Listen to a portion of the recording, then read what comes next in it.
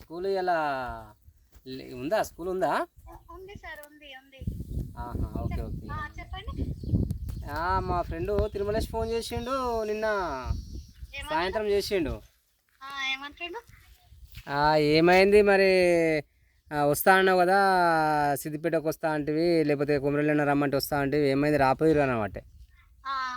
ఏ కానీ నేనేమన్నా అంటే ఇక నువ్వు కలపడానికి వద్దు, కలపాలంటే వద్దు అని అంటివి, విడదీయడానికి రమ్మంటివి. మరి ఆమెనేమో కలిసి ఉంటాను బట్టి నువ్వేమో విడిపోవాలని పడుతుంది. మీ ఇద్దరికి ఎవరు బతిలాడతాడా? మీ ఇద్దరికి కలిసేటట్లేదు, ఇక మా టైం వేస్ట్ అవుతుంది, నేను రాము అని చెప్పేసి అన్నాను అని అన్న. మరి అట్లా అంటే సరే మరి మీ ఇష్టం అని ఆయన అన్నాడు.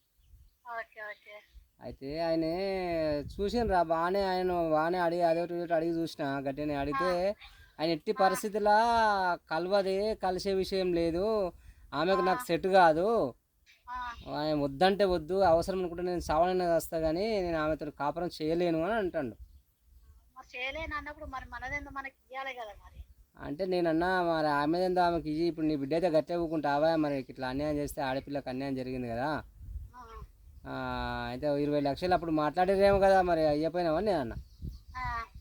అంటే 20 లక్షలు మాట్లాడలేదన్నా, నేను 20 లక్షలు ఎవరు అంతా అనలేదు, ఆడప్ చంద్రయ్య అన్నట్టు ఆయనే అప్పుడు వచ్చిండు, కాకపోతే మీరు అడిగి తెలుసుకోండి, ఎవరైనా ఎవిడెన్స్ ఉంటే నన్ను అడగండి, నేను మాట తప్పితే నన్ను అడుగు, నేను 10 లక్షలు మాత్రమే అన్నారు, 10 లక్షలు అంటే సరే అయితే నేను ఒప్పుకున్నా, కానీ నేను 20 లక్షలు నేను ఎక్కడ అనలేదు, ఆమెకు నాకు అవన్నీ కాదు, మరి చివరి చెప్పంటే ఇక నువ్వు ఏమన్నాను, ఆమె కాపురం చేయాలంటే నేను సవాలైనా వస్తా కానీ ఆమెతో కాపురం చేయాలని కరాఖండిగా చెప్తాడు. అంటే మందు పోతలేదు అంటావు?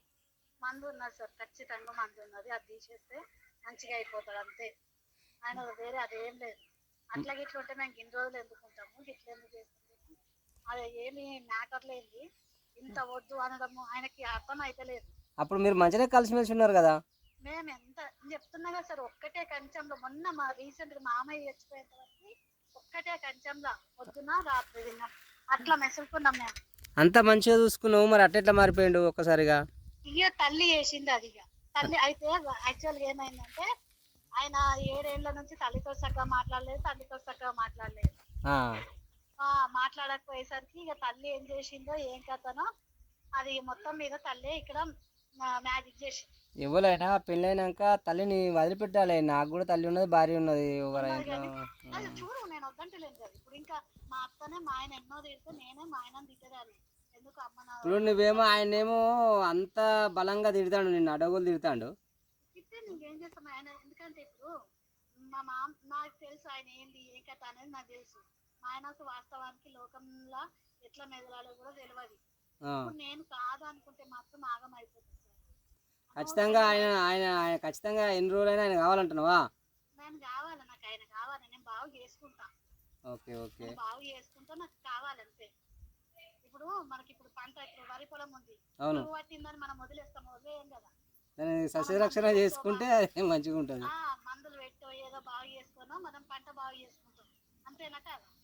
మరి ఇప్పుడు ఏదో చిన్న చిన్న పొరపాట్లతో ఇట్లా అయితే ఉంటుంది, నువ్వు పోయి ఆ కాల్లో ఏదో మొక్కి మరి ఇట్లా తప్పైంది బావ, మరి ఏదో అయింది ఆవేశంలో ఏదో నేను కూడా తిట్టవచ్చు అని ఒక భార్యగా నువ్వు అనాలే. మగోనికి 12 కోపాలు ఉంటాయి, అది నువ్వు ఇప్పుడు సిపిఐ వాడు ఎవరు చేయడు, సిపిఎం వాడు ఎవరు చేయరు, ఇప్పుడు సంసారం చేసేది నువ్వు, మరి నన్ను కొడతావో చంపుతావో, నువ్వు తాళి కట్టిన మగని నాకు సర్వాకులు ఉన్నాయి అని ఆయన దగ్గర ఉండాలి, ఆయన మెడలు బట్టి నూకుతాడా లేకపోతే ఏమంటాడు 2 రోజులు ఎండబెడతాడా చూద్దాము, కానీ నువ్వు అట్లా మొగోడు కోపం ఉంటే ఆడది ఇంకా కోపంగా ఉంటే ఇంకా దూరం పోతాయి అన్నట్టు, మనమే కొద్దిగా కిందికి మెట్టు దిగాలి.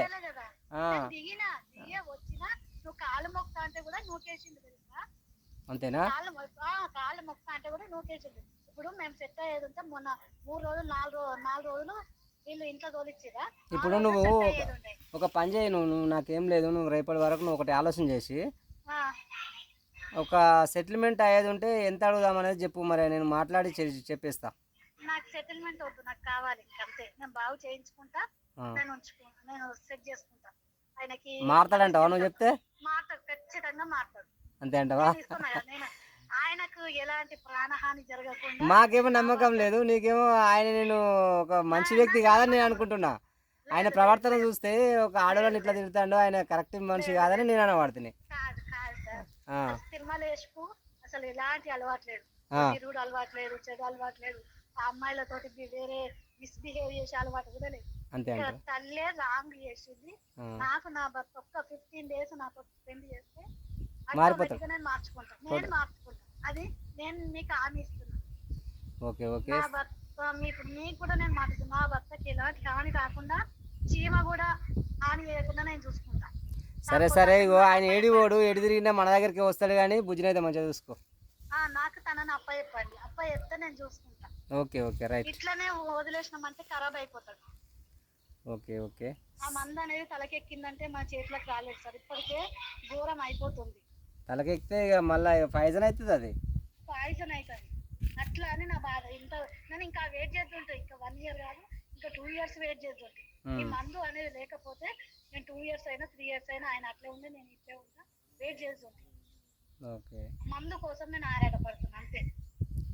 సరే సరే, నేను అట్లా నేను రేపు ఫోన్ చేస్తాను, నీకు ఏమైనా విషయం ఉంటే హెల్ప్ చేస్తానులే. అదే కొంచెం హెల్ప్ చేయండి sir please. Okay okay. Okay. సరే పెట్టే. ఓకే. ఆమె మాట్లాడేది అట్లా, నువ్వేమో దైవం అనేది ఆమె వస్తుంటుంది.